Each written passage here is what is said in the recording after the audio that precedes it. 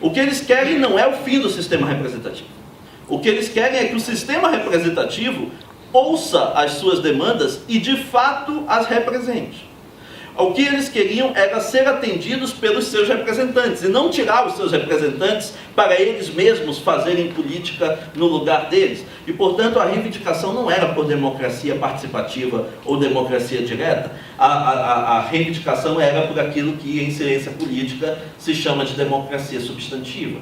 E democracia substantiva significa a democratização, a universalização do acesso aos bens fundamentais, do acesso aos direitos fundamentais que estão garantidos constitucionalmente. Essa era a reivindicação que mais se encontrava nos protestos e, portanto, se de fato era essa a reivindicação, então a insatisfação era muito menos com o sistema representativo e muito mais com o não atendimento por parte do sistema representativo de certas demandas em particular.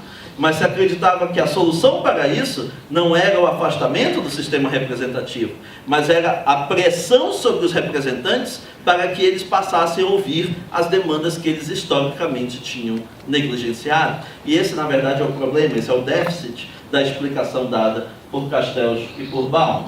Então, nós precisamos daqui para frente de explicações dos protestos que não insistam que a reivindicação principal é procedimental. Que, na verdade, consigam contemplar o fato de que as reivindicações principais trazidas pelos protestos são substantivas. Se quer acesso a direitos e bens específicos, mas o que se está reivindicando não é que eu próprio tome a decisão, é de que aquele que é responsável por tomar a decisão tome esta decisão que eu estou reivindicando.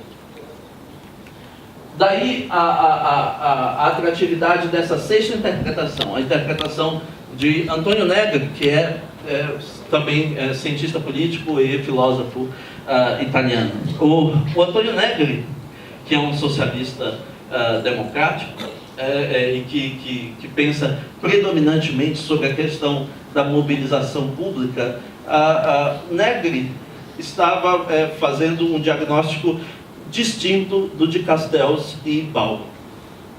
Para o Negri, o problema não é o do sistema representativo, não é o do formato político que as democracias têm. O problema é o do formato do Estado, e mais especificamente, de quais são as políticas econômicas de desenvolvimento do Estado. O problema estaria naquilo que ele identifica como sendo a exaustão do estado de bem-estar social.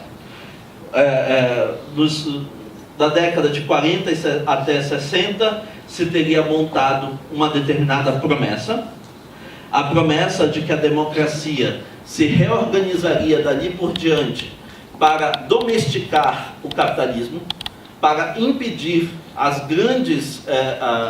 os grandes índices de desemprego, de exploração que havia se verificado no período anterior às guerras mundiais, para impedir aquela política imperialista e monopolista que havia levado às guerras mundiais, para se fazer um Estado que administrasse a economia de modo global, em estilo keynesiano, impedindo que novas crises, como a crise de 29, voltassem a acontecer, e um Estado que estava comprometido com um novo tipo de direitos, que eram os direitos sociais.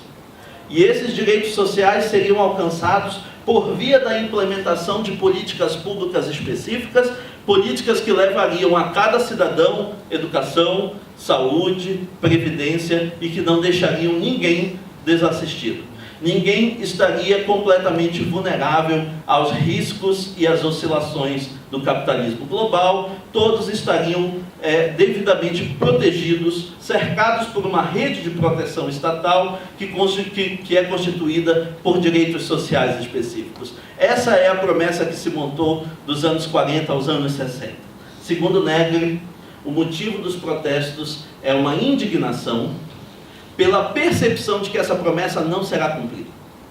Pela percepção de que o modelo do estado de bem-estar que foi prometido na década de 60 e que da década de 60 até a de 90 tinha tido uma progressão, principalmente nos estados centrais da Europa, agora estava sendo abandonado em nome de um novo liberalismo de mercado, agora estava sendo abandonada em nome de um enxugamento das despesas do Estado, agora estava sendo abandonado para que os cidadãos ficassem novamente vulneráveis às oscilações